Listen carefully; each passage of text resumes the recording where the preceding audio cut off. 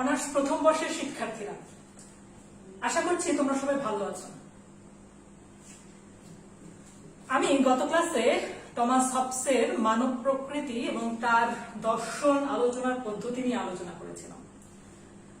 যেমনটা কথা ছিল যে টমাস হবসের পরবর্তী বিষয়গুলো নিয়ে আজকে আলোচনা করব, সেই হিসেবে আজকে আমি যে বিষয়টা নিয়ে আলোচনা করব সেটি হচ্ছে টমাস হবসের প্রকৃতির রাজ্য, সামাজিক চুক্তি এবং রাষ্ট্রের উৎপত্তি। আশা করেছিলাম দুইটা ক্লাসেই মূলত তোমাদের সাথে টমাস হবস পুরোটা নিয়ে আলোচনা করব, তবে আরো একটা ক্লাস আমরা টমাস হবসকে নিয়ে করব। তো আজকে আমরা যে বিষয়টা নিয়ে আলোচনা করব সেটি হচ্ছে টমাস হবসের প্রকৃতির রাজ্য। প্রকৃতির রাজ্যের কথা বলতে গেলে, সামাজিক চুক্তির কথা বলতে গেলে আরো দুজন রাষ্ট্র দার্শনিকের প্রসঙ্গ চলে আসে। একজন হচ্ছেন জন লক এবং অন্যজন হচ্ছেন রুশো। তবে প্রকৃতির রাজ্যের অবস্থা কেমন ছিল বা সামাজিক চুক্তি কোন পরিস্থিতিতে কিভাবে হয়েছিল, সেই বিষয়গুলো নিয়ে এই যে তিনজন সামাজিক চুক্তি মতবাদী যারা আছে তাদের মধ্যে কিছু মতদ্বৈততা আছে। তো সেই প্রসঙ্গ আমরা পরে যাব। মূলত তুলনামূলক যে আলোচনা সেটাও একটা গুরুত্বপূর্ণ বিষয়, সামাজিক চুক্তি এবং প্রকৃতির রাজ্যের তুলনামূলক আলোচনার বিষয়। প্রথমে হবস লক শেষ হওয়ার পরেই মূলত রুশো শেষ হওয়ার পরেই মূলত আমরা সেই বিষয়টা নিয়ে আলোচনা করব। তো আজকে আমরা মূল আলোচনার যে বিষয় সে বিষয়ে আমরা শুরু করি। আমরা মূলত যে বিষয়টা আলোচনা করব সেটা হচ্ছে টমাস হবসের প্রকৃতির রাজ্য।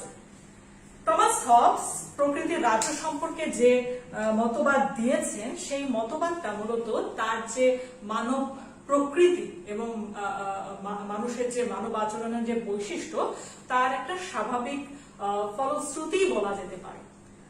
মূলত মানুষকে টমাস হবস স্বভাবতই স্বার্থপর, আত্মকেন্দ্রিক এবং লোভী বলে যেভাবে চিহ্নিত করেছেন, মূলত যেভাবে চিহ্নিত করেছেন তাতে এই যে মানুষের যে স্বাভাবিক যে বৈশিষ্ট্যগুলো আছে, অর্থাৎ তার স্বার্থপরতা, আত্মকেন্দ্রিকতা এবং যে লোভী, এই যে বৈশিষ্ট্যগুলো, এগুলো যদি কোনো কৃত্রিম কোনো বিষয়ের দ্বারা চাপ প্রয়োগ না করা হয় অথবা কোনো শক্তির দ্বারা সীমিত করা না হয়, তাহলে মূলত সেটা হয় কি, সেটা মূলত যে অবস্থাটা সৃষ্টি হয় সেটাই হচ্ছে মূলত টমাস হবসের প্রকৃতির রাজ্য। মানে কি, মূলত হচ্ছে মানুষকে তিনি যেভাবে চিহ্নিত করলেন যে মানুষ হচ্ছে স্বাভাবিকভাবে স্বার্থপর, আত্মকেন্দ্রিক এবং লোভী। এই যে বৈশিষ্ট্য মানুষের, এই বৈশিষ্ট্যটা যদি কোনো কৃত্রিম কোনো শক্তির দ্বারা সীমিত বা নিয়ন্ত্রিত না করা যায়, তাহলে যে অবস্থার সৃষ্টি হয় সেটি হচ্ছে মূলত টমাস হবসের প্রকৃতির রাজ্য। মূলত প্রকৃতি রাজ্যের কথা বলতে গিয়ে টমাস হবস যে ভয়াবহ চিত্র তুলে ধরেছেন, মূলত এখন বর্তমান সময়ে যে অবস্থা, এই মানুষের যে বাস্তব অবস্থা, বর্তমান অবস্থা, এটা তার থেকে আদৌ কোনো ভালো অবস্থা বলে টমাস হবস মনে করেন না। অর্থাৎ প্রকৃতির রাজ্যে যেমনটা ছিল, বর্তমান সময়ের এই যে বাস্তব অবস্থার প্রেক্ষিতে মানুষের যে বাস্তব জীবন, তার সাথেও মূলত প্রকৃতির রাজ্যে যে সম্পর্ক সেটা টমাস হবস বলেছেন সেটার একটা মিল পাওয়া যায়। তো তিনি মূলত প্রকৃতির রাজ্যের কথা বলতে গিয়ে তিনি যে কাল্পনিক যে চিত্রটা তুলে ধরেছেন সেই যে তথ্য, এটা বাস্তব কোনো ঐতিহাসিক প্রমাণ পাওয়া না গেলেও এবং এটাকে কোনো তথ্যের দ্বারা এটাকে বাস্তব প্রমাণ সাধারণত করা যায় না এখন পর্যন্ত।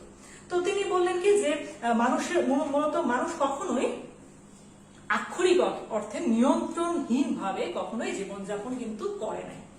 অর্থাৎ টমাস হবস যেটা বললেন যে মানুষ এই রাষ্ট্র সৃষ্টির আগে প্রকৃতির রাজ্যে বসবাস করতো এবং সেখানে মূলত একটা নিয়ন্ত্রণহীন, একটা অরাজকের একটা অবস্থা বিরাজমান ছিল। তো আমরা যদি চিন্তা করি যে আদিমতম যে জীবন ছিল, সেই আদিমতম জীবনেও যদি আমরা একটু লক্ষ্য করি যে মানুষ আক্ষরিক অর্থে কিন্তু কখনোই নিয়ন্ত্রণহীন ভাবে জীবনযাপন করেন নাই। একটা বই আছে ভোলগা থেকে গঙ্গা, সেই বইটা যদি পড়ো মানব ইতিহাসের অনেক প্রাচীন কাল থেকে, সেই সময় মূলত দেখেছি যে আদিম যে সমাজ, সেই আদিম সমাজে কিন্তু মানুষ কি করেছে, তারা সংঘবদ্ধভাবে বসবাস করত। এবং সেখানে মূলত কি হতো যে একজন গোত্রপতি থাকতো যাকে সবাই মেনে নিত। সাধারণত সেটা সেই প্রাচীন সময়টা মূলত তারা পুরুষ ছিল না, মূলত নারী কেন্দ্রিক গোত্রপতি সৃষ্টি হতো। তো তার মানে হচ্ছে যে টমাস হবস যদিও তার যে প্রকৃতির রাজ্যের কোনো বাস্তব উদাহরণ বা ঐতিহাসিক প্রমাণ পাওয়া যায় না, কিন্তু তারপরেও টমাস হবসের যে তত্ত্বের যে যথার্থতা সেটা কিন্তু লোপ পায় না। কিভাবে সেটা আমরা যদি একটু ব্যাখ্যা করি যে বর্তমান সময় রাষ্ট্র কেমন। বর্তমান সময় রাষ্ট্র হচ্ছে একটা কঠোর যে রাজনৈতিক যে নিয়ন্ত্রণ সেটা আছে, এবং আমরা কি করছি, আমরা একটা সার্বভৌম যে ক্ষমতা, সেই সার্বভৌম ক্ষমতার অধীনে আছি। তারপরেও মূলত মানব এই যে সার্বভৌমের প্রবলতর যে চাপ আছে, এই চাপটা সত্ত্বেও কিন্তু মূলত সেই যে সুপ্ত যে বাসনা মানুষের, সেগুলো যদিও আত্মপ্রকাশ করতে পারে না, কিন্তু তার কিছু আচরণ, তার কিছু মানুষের কিছু ব্যবহার, এগুলো মূলত কি করে, সেই আদিম সমাজকে মনে করিয়ে দেয়।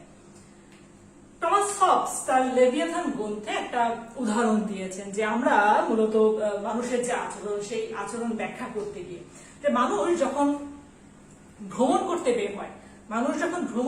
বের হয়, তখন সে একা বের হয় না, তখন সে সঙ্গী সাথী নিয়ে বের হয়, অথবা শস্ত্রে সজ্জিত হয়ে বের হয়।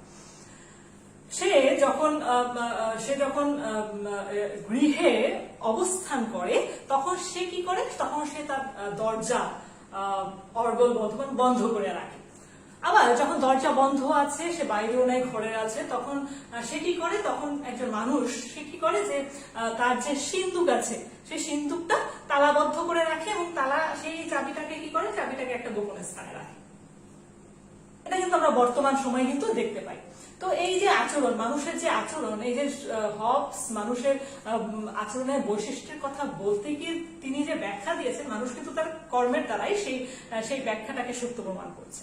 তো এখানে হবস কি বললেন, যখন আমরা অস্ত্রে সজ্জিত হয়ে আমরা যখন বাইরে যাই, অথবা অন্য আরেকজনকে সাথে নিয়ে বাইরে যাই, তখন আমরা কি করি, আমরা দেশবাসী সম্পর্কে কিন্তু একটা নেতিবাচক ধারণা পোষণ করি, যে তারা আমাকে আক্রমণ করতে পারে, আমাকে আমার কাছ থেকে ছিনতাই করে জিনিসপত্র নিয়ে যেতে পারে।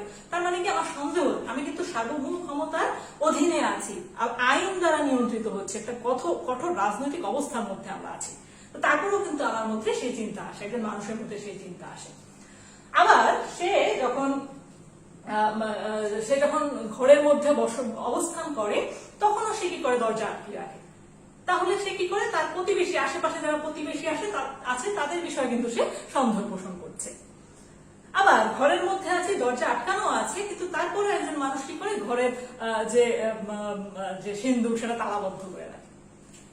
তার মানে কি, ঘরে কারা আছে, ঘরে স্ত্রী পরিজন, অথবা ছেলে মেয়ে আছে, অথবা গৃহ পরিচারিকা আছে, তাদের বিষয়ে সন্দেহ পোষণ করছে। আমি যখন ঘুমাবো, তখন হয়তো তারা সেখান থেকে কিছু চুরি করে ফেলতে পারে। তার মানে হচ্ছে কি, যে এই যে কঠোর সার্বভৌম অবস্থান নিয়ন্ত্রণ অথবা নিয়ন্ত্রণের মধ্যে থাকার পরেও মূলত মানুষ যেহেতু এই ধরনের আচরণ করে, তার মানে বোঝা যেতে পারে, যখন মানুষ প্রকৃতির রাজ্যে ছিল, যখন কোনো আইন ছিল না, যখন এই সাধারণ বিধিবিধান ছিল না, তখন মানুষের অবস্থাটা কেমন হতে পারে তা কিন্তু সহজেই অনুমান করা যায়। তো মূলত এই যে এই ব্যাখ্যা করতে গিয়ে মূলত এই যে যেখানে আইন ছিল না, তখনকার অবস্থা মূলত কিরূপ ছিল, মূলত প্রকৃতির রাজ্যে মানুষ অবিরাম ভয় এবং ভয়াবহ মৃত্যুর বিভীষিকার মধ্যে বাস করত। তার মানে তখন আইন ছিল না, সে কি করতো, সে স্বার্থ কি বলে যে অবিরাম ভয় এবং ভয়াবহ একটা মৃত্যুর বিভীষিকার মধ্যে সে বসবাস করত। এবং সেই সময় মূলত মানুষের যে জীবন, সেই জীবন কেমন ছিল, তিনি 5টা শব্দ দিয়ে তিনি সেই প্রকৃতির রাজ্যে মানুষের জীবন বর্ণনা করেছেন: সঙ্গীহীন, অসহায়, নোংরা, পাশবিক ও ক্ষণস্থায়ী। এই 5টা মানে মানুষের জীবন ছিল, এই 5টা বৈশিষ্ট্য তিনি ব্যাখ্যা করলেন। মানুষের জীবন ছিল কেমন, মানুষের জীবন ছিল সঙ্গীহীন, অসহায়, নোংরা, পাশবিক ও ক্ষণস্থায়ী। ইংলিশে এটাকে বলা হয় সোলিটারি, পোর, নাস্টি, ব্রুটিশ এন্ড শর্ট। তো এই যে অবস্থা, হবস বর্ণিত যে প্রকৃতির অবস্থা, এই অবস্থা বর্ণনা করতে গিয়ে আধুনিক একজন রাষ্ট্রবিজ্ঞানী, তিনি হচ্ছেন উইলিয়াম ম্যাকবার্ন, তিনি বললেন কি যে এই প্রকৃতির রাজ্যের বর্ণনা করতে গিয়ে হবস যে অবস্থার কথা বললেন সেটা কোনো মতেই অতিরঞ্জিত ছিল না। সেটা কোনো মতে অতিরঞ্জিত ছিল না। আমরা যদি এখনকার বর্তমান সময়, কিছুদিন আগে আমরা যদি আমেরিকার রেড ইন্ডিয়ানদের দেখি, অথবা এই আধুনিক যে ইউরোপ, এত শিক্ষায় শিক্ষিত যে ইউরোপ, এই আধুনিক শিক্ষায় শিক্ষিত ইউরোপ সভ্য জাতি, এদের যদি কোনো কারণে কোনো আইন বা বিধিবিধান কিছুটা সীমিত করে দেওয়া হয়, তাহলে পুনরায় ওই প্রকৃতির রাজ্যে প্রত্যাবর্তন করার একটা সম্ভাবনা দেখা দিতে পারে। তার মানে প্রাকৃতিক রাজ্যে আবার ফিরে যাওয়ার একটা প্রবণতা দেখতে পারে। এখানেও কিছু সমালোচনা হতে পারে যে যেহেতু রেড ইন্ডিয়ানদের কথা তিনি যে বললেন, মূলত রেড ইন্ডিয়ানদের মধ্যেও কিন্তু তেমন যে গোত্র ছিল, গোত্রপতি ছিল, এবং তারা শিকারী জাতি, অর্থাৎ শিকার করতে হলে, এবং তারা যুদ্ধে পারদর্শী ছিল। তো এই যুদ্ধে পারদর্শী অথবা শিকারী কোনো জাতি, তাকে কিন্তু নিয়ম শৃঙ্খলা মেনে চলতে হয়। তাহলে সেখানে নিয়ম ছিল না, এই কথাটা কিন্তু আদতে সত্য না। তো হবস প্রকৃতির রাজ্যের কথা চিন্তা করেছেন মূলত মানুষের যে রাষ্ট্রীয় জীবন, সেই রাষ্ট্রীয় জীবনেও কিন্তু প্রকৃতির রাজ্যে কিছু নমুনা হবস বলেছেন পাওয়া যায়। তো এই হবস কিভাবে বলে যে এই যে মূলত যে আন্তরাষ্ট্রীয় আন্তর্জাতিক ক্ষেত্রে আমরা দেখি যে এখন বর্তমান সময় ইউএনও, ইউনাইটেড নেশনস অর্গানাইজেশন, এর মাধ্যমে এই কিছুটা নিয়ন্ত্রণ আরোপ করা সম্ভব হলেও মূলত আমরা দেখি কি যে একটা বড় রাষ্ট্রের পাশে যদি একটা ছোট রাষ্ট্র থাকে, তাহলে সেই বড় রাষ্ট্রের টেন্ডেন্সি কি হয়, মূলত ওই ছোট রাষ্ট্রটাকে সবসময় নিয়ন্ত্রণে রাখা, এবং ছোট রাষ্ট্রটা কি থাকে, সবসময় বড় রাষ্ট্রটার ভয়ে ভীত থাকে। তো এই যে অবস্থা, এই অবস্থাও কিন্তু এই টমাস হবসের যে প্রকৃতির রাজ্য, সেই প্রকৃতির রাজ্য কিন্তু একটা প্রতিফলন। সেখানে ইউএনও বা আন্তর্জাতিক যে সংস্থাগুলো আছে, সেগুলো কিছুটা হলেও নিয়ন্ত্রণ প্রতিষ্ঠা করতে সক্ষম হয়েছে। তো মূলত কি বলে যে হবসের মতে মানুষের যখন বৈশিষ্ট্য আলোচনা করেছিলাম, তখন আমরা একটা কথা বলেছিলাম যে হবস মনে করতেন মানুষ হচ্ছে স্বাভাবিকভাবেই স্বাধীন এবং সমান। এই স্বাধীনতা এবং এই যে সাম্যের কথা, অর্থাৎ মানুষ যখন সমান হয়, মানুষ যখন স্বাধীন হয়, প্রত্যেকটা মানুষ স্বাধীন এবং প্রত্যেকটা মানুষ সমান, এই অবস্থায় মূলত, এবং তখন প্রকৃতির রাজ্যে কোনো সার্বভৌম ক্ষমতা দ্বারা এই যে মানুষদের আচরণ নিয়ন্ত্রণ করা হতো না বিধায় এই সময় মূলত কি হতো, একটা মাৎস্য ন্যায়ের মতো একটা অবস্থা বিরাজমান ছিল। অথবা বলা যেতে পারে হব যে শব্দটা ইউজ করেছেন সেটা হচ্ছে যে তখন একটা জঙ্গলের মতো একটা অবস্থা ছিল, অর্থাৎ যে শক্তিশালী যে প্রাণীর ভয়ে যারা দুর্বল, যারা ছোট প্রাণী, তারা মূলত সবসময় ভীত থাকতো। তো এবং শক্তিশালী প্রাণী সবসময় কি করে, দুর্বল যে প্রাণী আঘাত করে, আক্রমণ করে। তো এই অবস্থা মূলত প্রকৃতির রাজ্যে বিরাজমান ছিল। এবং এই যে এবং দুর্বল সবসময় সবলের ভয়ে পলায়ন করতো। মাৎস্য নেয় যেটা, যে বড় মাছগুলো সবসময় কি করে, ছোট মাছকে খেয়ে ফেলে, এবং ছোট মাছ সবসময় ভয়ে থাকে কখন বড় মাছটা আমাকে খেয়ে ফেলবে। তো এই যে মাৎস্য নেয়, তবে এই বিষয়টা দেখো যে মাৎস্য নেয় শব্দটা কখন এসেছে আমাদের মধ্যে। মূলত এই শব্দটা আমরা ব্যবহার করা শুরু করি পাল রাজাদের সময় থেকে। এই সময় মূলত এই যে মাৎস্য নেয় শব্দটা আসছে, তার মানে বলা যায় সেটাও কিন্তু অনেক আগের একটা শব্দ নয়, এই শব্দটাও কিন্তু আমাদের কাছে একটা নতুন শব্দ। তো যাই হোক, তার মানে হচ্ছে যে মানুষ সবসময় একটা যুদ্ধ বিবাদে একটা লিপ্ত ছিল প্রকৃতির রাজ্যে। যখন রাষ্ট্র সৃষ্টি হয় নাই, সেই সময়টা মূলত মানুষ সমান ছিল, মানুষ স্বাধীন ছিল, এবং সার্বভৌম কর্তৃত্বের কোনো নিয়ন্ত্রণ ছিল না। এর ফলে হচ্ছে কি যে মানুষ কি ছিল, সবসময় একটা যুদ্ধের মতো একটা অবস্থায় সে বসবাস করত। যুদ্ধের একটা ভীতি মূলত বিরাজমান ছিল, এবং যুদ্ধ যে সকল কারণে যুদ্ধ শুরু হয়, সব অবস্থায় মূলত তখন বিদ্যমান ছিল। এই যে কথাটা, এই কথাটাও কিন্তু আধুনিক যুগেও কিন্তু সেই ধরনের একটা অবস্থার মধ্যে কি আমরা আছি না? এই যে স্নায়ু যুদ্ধ শব্দটা আমরা এখন বেশ আলোচিত। স্নায়ু যুদ্ধ, যুদ্ধ নাই, কিন্তু এমন একটা অবস্থা যে কোনো মুহূর্তে যুদ্ধ শুরু হয়ে যেতে পারে। স্নায়ু অর্থাৎ মানসিকভাবে আমি যুদ্ধের জন্য প্রস্তুত। তো এই যে অবস্থা, তার মানে এখন এই যে সার্বভৌম বিষয়টা আছে, সার্বভৌম ক্ষমতার অধীনে আছে, তারপরেও কিন্তু সেই স্নায়ুযুদ্ধের প্রসঙ্গ চলে আসে। তো প্রকৃতির রাজ্যে যখন সার্বভৌম ক্ষমতা কোনো নিয়ন্ত্রণ ছিল না, তখন কিন্তু এটা আরো বেশি স্বাভাবিক ছিল। কার মতে? টমাস হবসের মতে। তো মূলত প্রকৃতির রাজ্যে মূলত যুদ্ধ অবস্থা বিরাজমান ছিল, এবং যুদ্ধের কারণ বলতে গিয়ে হবস তিনটা মানুষের যে মানব প্রকৃতির তিনটা মৌলিক প্রবণতার কথা বলেছেন বা প্রবৃত্তির কথা বলেছেন। এই প্রবৃত্তিগুলোই মূলত কি করে, যে যুদ্ধ সৃষ্টির যুদ্ধ শুরু হওয়ার জন্য অথবা যুদ্ধ কি বলা যায়, যুদ্ধের কারণ হিসেবে তিনি বর্ণনা করেছেন। এক হচ্ছে কি, অন্যের সবকিছু আত্মসাৎ করার প্রবণতা, অন্যের সবকিছু আত্মসাৎ করার প্রবণতা। দুই হচ্ছে নিজের কোনো কিছু কাউকে না দেওয়ার প্রবণতা। তিন হচ্ছে সম্মান বা গৌরব অর্জনের প্রবণতা। এই যে তিনটা মানুষের যে মৌলিক যে প্রবণতা বা প্রবৃত্তি, এই তিনটা কারণ হচ্ছে যুদ্ধের জন্য দায়ী। তো এই যে কারণগুলো, এই কারণগুলোর কথা যখন যুদ্ধের কারণ হিসেবে আলোচনা করছি, তখন কি তোমাদের পুরনো কিছু কথা মনে পড়ে না? এরিস্টটল কি বলেছিলেন? এরিস্টটল কিন্তু বিপ্লবের কারণ বলতে গিয়ে এই ধরনের কথাই বলেছিলেন। তো তার মানে হবসই কিন্তু এরিস্টটলের উত্তরসূরি বলা যেতেই পারে। এরিস্টটল কি বলেছিলেন? বিপ্লবের কারণ বলেছিলেন যে মনস্তাত্ত্বিক কারণের কথা বলেছিলেন, সাধারণ কারণ বলেছিলেন। সাধারণ কারণের অন্তর্ভুক্ত ছিল কি, মনস্তাত্ত্বিক কারণ এবং মুনাফা বা সম্মান লাভের বাসনা। একই কিন্তু যে এই তিনটা কারণ মূলত সবসময় মূলত প্রকৃতির রাজ্য সৃষ্টি হওয়ার আগে এই তিনটা সবসময় বিরাজমান ছিল। তো হলো কি, যে মূলত এই যে প্রবণতাগুলো, এখানে প্রথম যেটা আছে অন্যের সবকিছু আত্মসাৎ করার প্রবণতা, এই যে প্রবণতা এমন যদি হতো যে কোনো মানুষকে আমরা দেখছি, সে খুব জ্ঞানী, সে খুব পড়াশোনা করছে, তখন তার কাছ থেকে জ্ঞান আত্মসাৎ করার যদি টেন্ডেন্সি থাকতো তাহলে হয়তো ভালোই হতো। কিন্তু ব্যাপারটা সেরকম না, সেটা হচ্ছে বস্তুগত যে বিষয়টা, যে অমুকের কাছে একটা ভালো মোবাইল আছে, সেই মোবাইলটা আমারও হতে পারে, এই যে টেন্ডেন্সি মানুষের মধ্যে, এবং নিজের কিছু না দেওয়ার যে ব্যাপারটা। তো এই যে বৈশিষ্ট্যগুলো আছে মানব প্রকৃতির, এগুলোকে যদি কৃত্রিম কোনো মহাশক্তির দ্বারা নিয়ন্ত্রণ করা না যায়, তাহলে হবে কি, একজন সবসময় আর একজনের বিরুদ্ধে যুদ্ধে লিপ্ত হবে।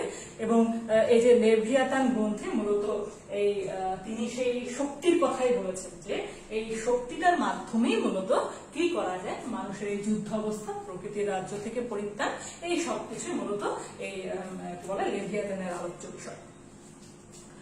তো এরপরে যে বিষয়টা আমরা আলোচনা করব সেটা হচ্ছে আমাদের সেকেন্ড যেটা, সেটা হচ্ছে যে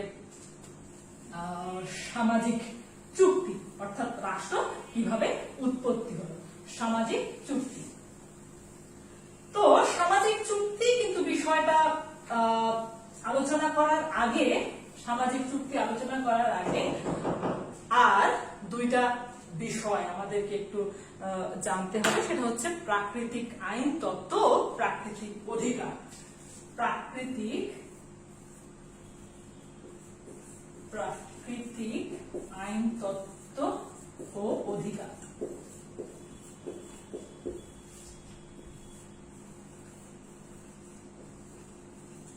এই দুইটা বিষয় যদি আমরা না জানি, তাহলে সামাজিক চুক্তির বিষয়টা আমাদের কাছে একটু বোধগম্য হবে না। তো আমরা এই দুইটা বিষয় একটু আলোচনা করি। মূলত প্রাকৃতিক আইন যে বিষয়টা, মূলত মানুষ যখন প্রকৃতির রাজ্যে বসবাস করত, সেই সময়টা মূলত মানুষের যে প্রবৃত্তি নির্ভর আত্মসংরক্ষণ থেকে যে রাষ্ট্রের যুক্তি নির্ভর যে নৈতিক আত্মসংরক্ষণ মানুষের নিজেদের উত্তীর্ণ করে হচ্ছে প্রাকৃতিক আইন দ্বারা। আবার একটু সহজ করে বলি, যে প্রকৃতির রাজ্যে যেটা ছিল, সেটা ছিল মানুষ প্রবৃত্তি দ্বারা তাড়িত হতো, যে আমার যেটা আকাঙ্ক্ষা সেটাই চরিতার্থ করা, যে প্রবৃত্তি, এই প্রবৃত্তির মাধ্যমে আত্মসংরক্ষণের বিষয়টা ছিল। অন্যদিকে যখন রাষ্ট্রের উৎপত্তি হলো, রাষ্ট্রের উৎপত্তি হলো যখন প্রাকৃতিক আইনের সৃষ্টি হলো। এই প্রাকৃতিক আইনের সৃষ্টি যখন হলো তখনই মূলত কি হলো যে এই যে সামাজিক চুক্তি বা রাষ্ট্রের যে উৎপত্তি সেই বিষয়টা ত্বরান্বিত হলো।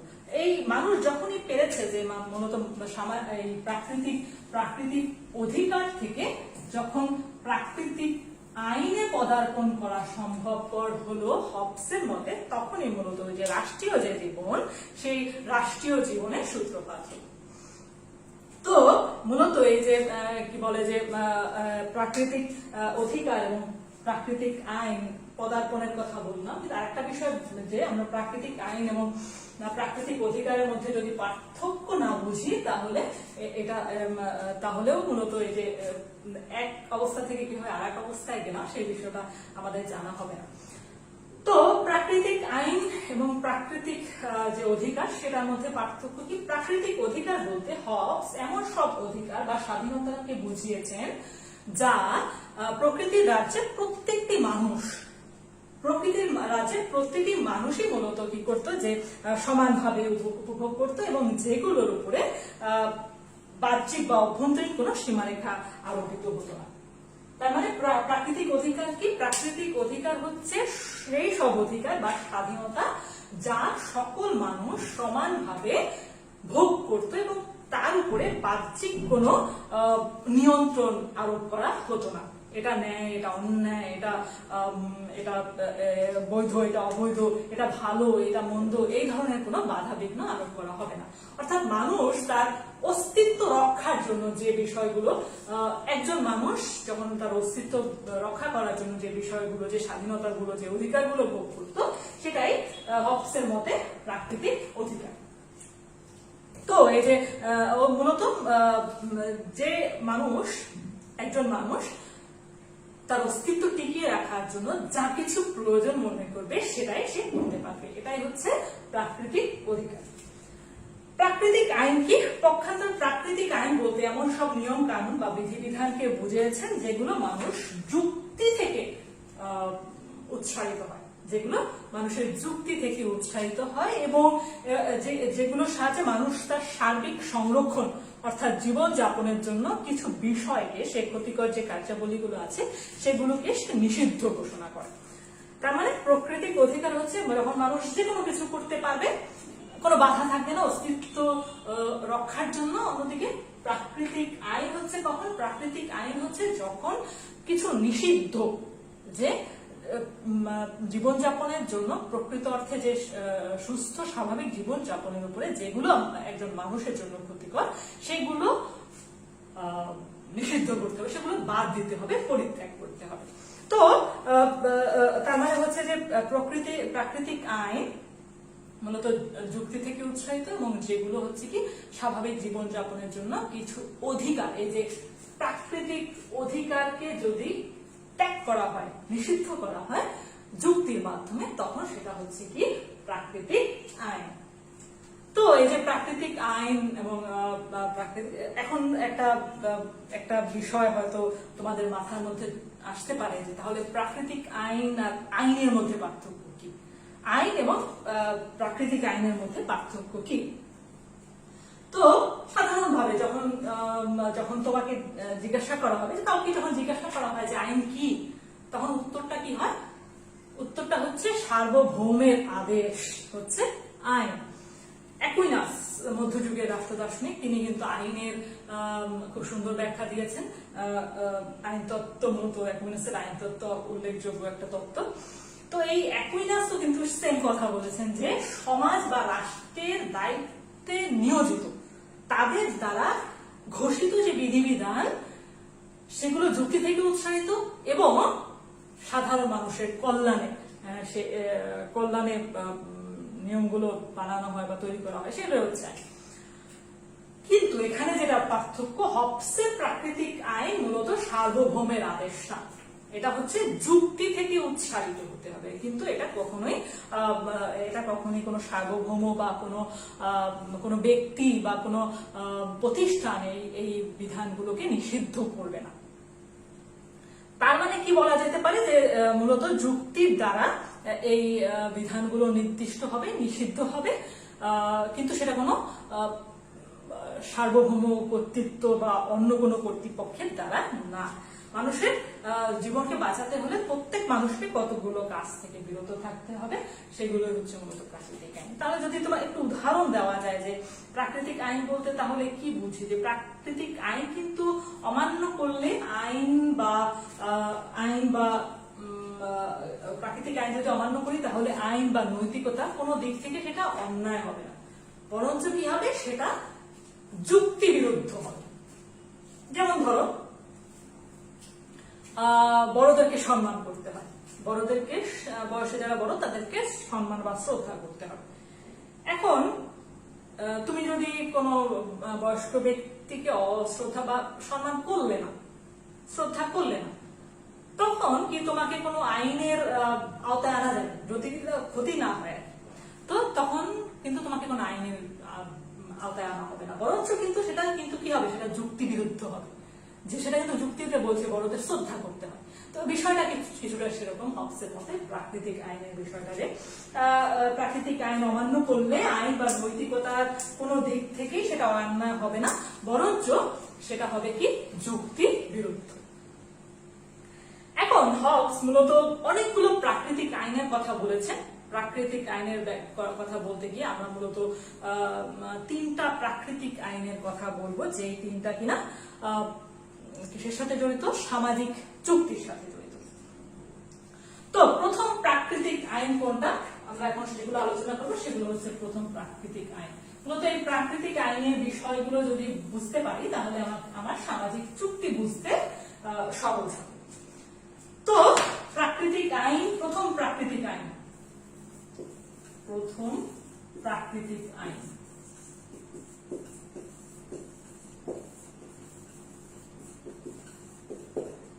প্রথম প্রাকৃতিক আইন কি? প্রথম প্রাকৃতিক আইন হচ্ছে শান্তির সন্ধান ও তার সংরক্ষণ।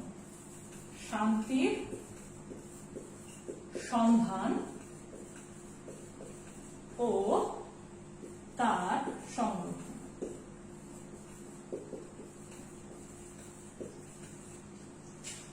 মানুষ যেহেতু কি বলে যে যুক্তির বিধান অনুযায়ী মানুষ সবসময় কি চায়, শান্তি লাভ করতে চায়। যে প্রকৃতির রাজ্যে যে অরাজক অবস্থা ছিল, বিরাজমান ছিল, ওই অবস্থায় কেউ কিন্তু শান্তিতে বসবাস করতে চায় না। এর জন্য মানুষের বৈশিষ্ট্য আলোচনা করার সময় একটা কথা বলেছে, মানুষ হচ্ছে যুক্তিবাদী। জড় বস্তুর থেকে যেটা পার্থক্য মানুষের, সেটা হচ্ছে মানুষের যুক্তি আছে। তো এই যুক্তির কারণে মানুষ অনুধাবন করে যে এই প্রকৃতির রাজ্যের অরাজক অবস্থার মধ্যে বসবাস করা সম্ভবপর না, এবং সবল এবং দুর্বল উভয় একটা অসুবিধার মধ্যে অবস্থান করে। সবল কি অবস্থান করে, সে সবসময় সন্দেহে থাকে যে হয়তো যে দুর্বল আছে সে কি করবে, সে আমাকে প্রতারিত করবে, আক্রান্ত করবে, অথবা কখনো নিহত করে দিতে পারে। আবার দুর্বলও কি থাকে, সবসময় আতঙ্কে থাকে। কি আতঙ্কে? শোষিত হওয়ার আতঙ্কে থাকে, উৎপীড়িত হওয়ার আতঙ্কে থাকে, নিহত হওয়ার আতঙ্কেও সে থাকে। তার মানে প্রকৃতির রাজ্যের জায়গায় শান্তি প্রতিষ্ঠা করা, শান্তির সন্ধান করা এবং তার সংরক্ষণ করা হচ্ছে হবসের মতে সামাজিক চুক্তির প্রাথমিক ধাপ, যে মানুষ চায় যে শান্তি স্থাপন করা এবং সেটা সংরক্ষণ করা। দ্বিতীয় প্রাকৃতিক আইন যেটা, দ্বিতীয় প্রাকৃতিক আইন হচ্ছে কি? দ্বিতীয় প্রাকৃতিক আইন হচ্ছে প্রাকৃতিক অধিকার বর্জন। প্রাকৃতিক অধিকার বর্জন।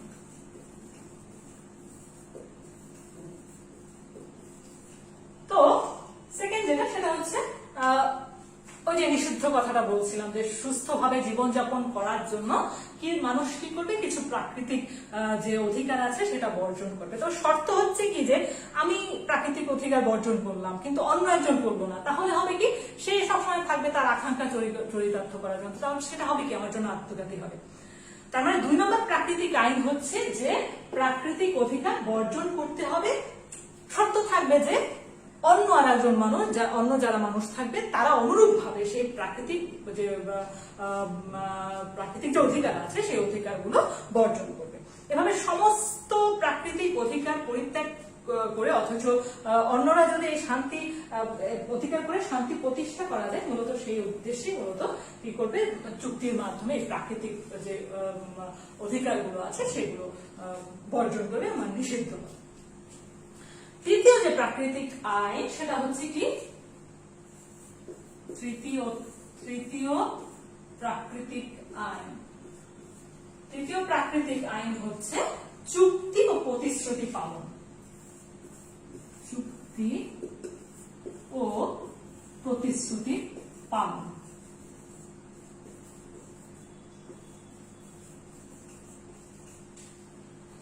তো 3 নম্বর যেটা প্রাকৃতিক আইন, তৃতীয় প্রাকৃতিক আইন যেটা, সেটা হচ্ছে চুক্তি এবং প্রতিশ্রুতি পালন।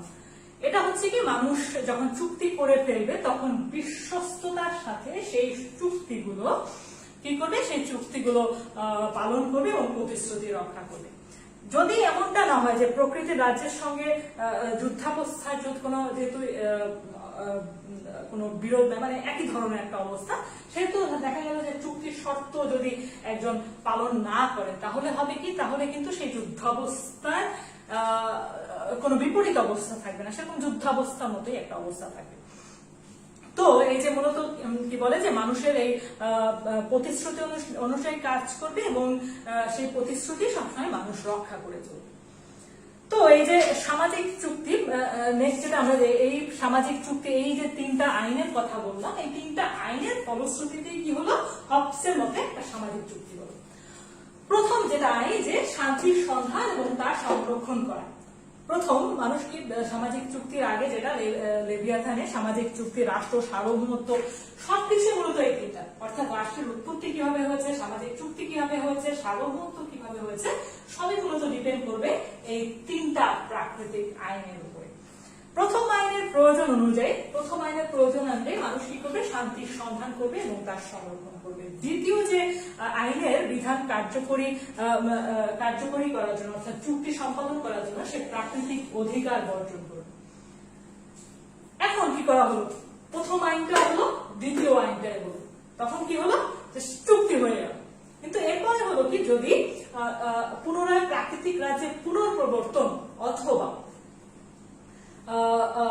অথবা অন্য কোনো শান্তির বিঘ্নিত না হওয়ার জন্য মূলত কি হলো, যে তৃতীয় যে এই চুক্তিটা পালন করা হবে, যে চুক্তিটা হবে সেই প্রতিশ্রুতি পালন করার মাধ্যমে পুনরায় ওই প্রাকৃতিক রাজ্যে যাতে মানুষ ফিরে না যায় সেই বিষয়টা এর মধ্যে থাকবে। অর্থাৎ এই পর্যায়ক্রমে মূলত হবে কি, সামাজিক চুক্তি হবে এবং তার মাধ্যমে প্রকৃতির রাজ্য সৃষ্টি হবে। তো এই যে সামাজিক যে চুক্তি, এই সামাজিক চুক্তির বিষয়টা কিন্তু যে টমাস হবস বলেছেন আধুনিক যুগে এসে, যদিও রাষ্ট্রের উৎপত্তির একটা গুরুত্বপূর্ণ যে তত্ত্ব, সেটা হচ্ছে সামাজিক চুক্তি মতবাদ। সামাজিক চুক্তির কথা কিন্তু প্রাচীনকালে আমরা সোফিস্টদের কাছেও কিন্তু আমরা শুনতে পাই। সোফিস্টরাও কিন্তু বলেছিলেন কি, রাষ্ট্র হচ্ছে একটা কৃত্রিম প্রতিষ্ঠান এবং এটার কোনো স্বাভাবিক কোনো ভিত্তি নাই, এবং সেটা তারা কৃত্রিম মানে হচ্ছে সেখানে একটা চুক্তির একটা ব্যাপার আছে। আবার এপিকিউরিয়ান বাদীরা, আমরা এপিকিউরিয়ান বাদীদের নিয়ে আলোচনা করেছি, এপিকিউরিয়াস সহ অন্যান্য যে এপিকিউরিয়ান বাদীরা আছেন, তারাও কিন্তু মূলত রাষ্ট্রের উৎপত্তিতে সামাজিক চুক্তি যে মতবাদ তাতে বিশ্বাসী ছিলেন। তার মানে বোঝা যায় যে এই যে সামাজিক চুক্তির যে বিষয়গুলো, সামাজিক চুক্তির কথাগুলো মূলত টমাস হবসের আগেও, অনেক হবস, লক, রুশো তাদের আগেও, মূলত আধুনিক যুগের আগেও, প্রাচীন এবং মধ্যযুগেও কিন্তু এই বিষয়গুলো আলোচিত হয়েছে। তো এই সামাজিক যে চুক্তি, সামাজিক চুক্তির যে বিষয়টা, যে সামাজিক চুক্তি আলোচনা করতে গেলে যে বিষয়টা, যদিও অনেকটা সময় হয়ে গেছে, তোমাদের 30 মিনিটের বেশি অতিক্রম হয়ে গেছে, তো 30 মিনিটের বেশি হয়ে গেলে সাধারণত তোমাদের আরেকটা বিষয় যেটা লক্ষ্য করছি, যে তোমরা আদৌ ক্লাসগুলো করছো কি করছো না, এই ধরনের কোনো সাড়া তোমাদের কাছ থেকে পাচ্ছি না, যেটা খুবই দুর্ভাগ্যজনক। আমরা সাধারণত চেষ্টা করি যে 30 মিনিটের মধ্যেই সাধারণত একটা ক্লাস রাখার জন্য, কারণ হচ্ছে যে ইন্টারনেটের ব্যবহার, এমবিএ, এই বিষয়গুলো জড়িত থাকে যেহেতু। তো সামাজিক যে চুক্তি, যে সামাজিক চুক্তির কথা বলতে গেলে, রাষ্ট্রের উৎপত্তির কথা বলতে গেলে আরো 10 মিনিট সময় হয়তো আমার লেগে যাবে, তাই আমরা আগামী ক্লাসেই আমরা এই সামাজিক চুক্তি এবং রাষ্ট্রের উৎপত্তি এবং সার্বভৌমত্ব তত্ত্ব যেটার কথা বলছিলাম এই বিষয় তিনটা আলোচনা করব।